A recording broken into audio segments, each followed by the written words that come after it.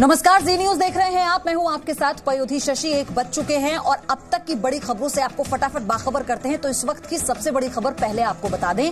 Rohit Shekhar Tiwari murder case में crime branch ने रोहित की पत्नी अपूर्वा शुक्ला को गिरफ्तार कर लिया है और ये गिरफ्तारी अपूर्वा के खिलाफ ठोस सबूत मिलने के बाद की गई है। इसी के साथ पीएम मोदी ने अक्षय कुमार को दिए इंटरव्यू में अपने संन्यास की कहानी बताई और तमाम पहलुओं पर विस्तार से बातचीत की।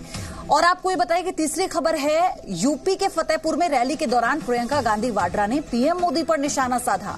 प्रियंका ने कहा कि पीएम मोदी जनता के बीच कम जाते हैं, विदेशी दौरे पर ज्यादा रहते हैं और झूठा प्रचार भी कर रहे हैं।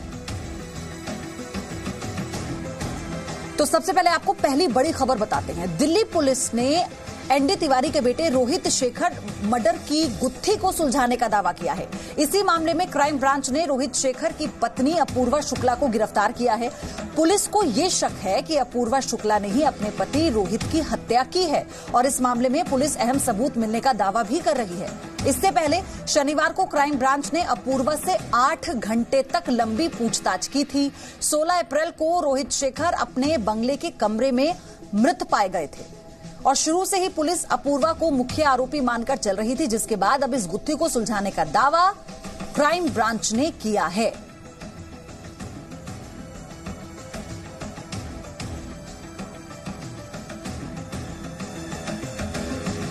आपको बता दें कि 16 अप्रैल को रोहित अपने कमरे में मृत पाए गए थे, जिसके बाद से क्राइम ब्रांच ने जब इस पूरे मामले की जांच शुरू की तो अपूर्वा, जो कि रोहित की पत्नी हैं, उन्हें मुख्य आरोपी वो मानकर चल रही थी। और अब ये दावा किया गया है क्राइम ब्रांच की तरफ से कि इस मर्डर मिस्ट्री को सुलझा लिया गया है और खबर यह है कि 2:30 बजे प्रेस कॉन्फ्रेंस भी की जा सकती है।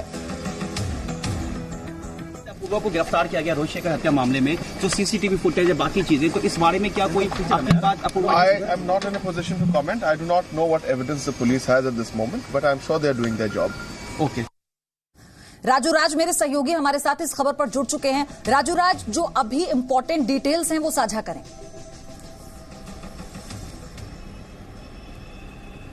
देखिए, सबसे महत्वपूर्ण बात है कि जो पूछताछ में सामने है, जो अपूर्वा ने क्राइम ब्रांच से जो शेयर किया है और बताया है कि रोहित और अपूर्वा के बीच अच्छे संबंध नहीं थे, उनकी शादीशुदा जिंदगी अच्छी नहीं चल रही थी, अक्सर दोनों के बीच में झगड़ा होता रहता था और ये एक मुख्य कारण बनी रोहित शेखर की मौत की वजह। दूसरा जो सबसे महत्वपूर्ण बात है कि अपूर्वा कतई खुश नहीं थी कि रोहित की जो शराब पीने की आदत थी उससे काफी परेशान थी और इसको लेकर घर में अक्सर झगड़ा होता था। 1-2 बार तो पुलिस भी वहां पर पहुंची थी क्योंकि पीसीआर कॉल हुआ था। तो अब तक की पूछताछ में बातें सामने आई थी। पुलिस शुरुआती जांच में 3 लोगों को सस्पेक्ट मान रही थी। पहली अपूर्वा जो मुख्य सस्पेक्ट थी, इसके अलावा जो घर की नौकर है गोलू, दूसरा सस्पेक्ट था और तीसरा नौकर उस घर का ड्राइवर जो सेम उसी फ्लोर पर रहता था जहां पर अपूर्वा और रोहित शेखर रहते थे।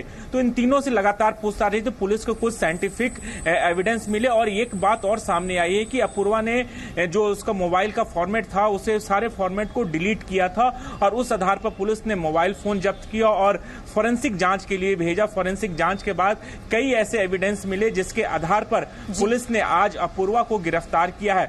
2:30 बजे के करीब दिल्ली पुलिस की क्राइम ब्रांच एक प्रेस कॉन्फ्रेंस करेगी और खुलासा करेगी कि कत्ल के पीछे जो मकसद अब तक जो सामने आया है कि उनकी शादीशुदा जिंदगी सही नहीं थी, उस वजह से घर में झगड़ा होता था, ये कारण बनी, या फिर इसके पीछे कुछ और कारण हो सकते हैं।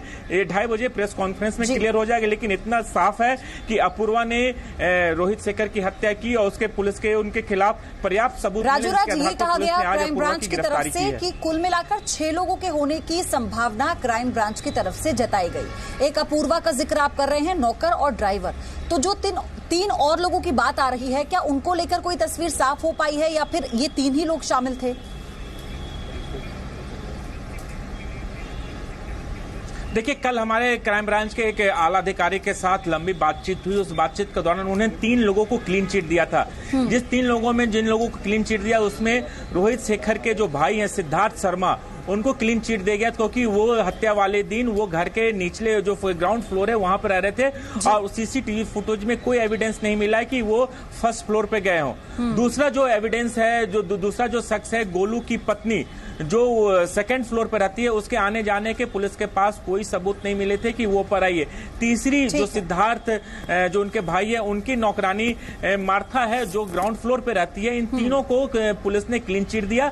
3 लोग सस्पेक्ट बने थे। पुलिस इस बात में उलझी हुई थी, क्या अपूर्वा ने ही इस पूरे हत्याकांड को अंजाम दिया, क्या उसके साथ कोई और लोग थे। लेकिन जो साइंटिफिक एविडेंस आया उसके आधार पर पुलिस ने राजू राज, अब 2:30 बजे का इंतजार इसलिए होगा क्योंकि ये जो कारण इसके पीछे वो स्पष्ट हो जाएगा और आधिकारिक रूप से जो फैक्ट्स हैं वो क्राइम ब्रांच की टीम रखेगी। आगे आपसे अपडेट लेंगे। बहुत बहुत शुक्रिया आप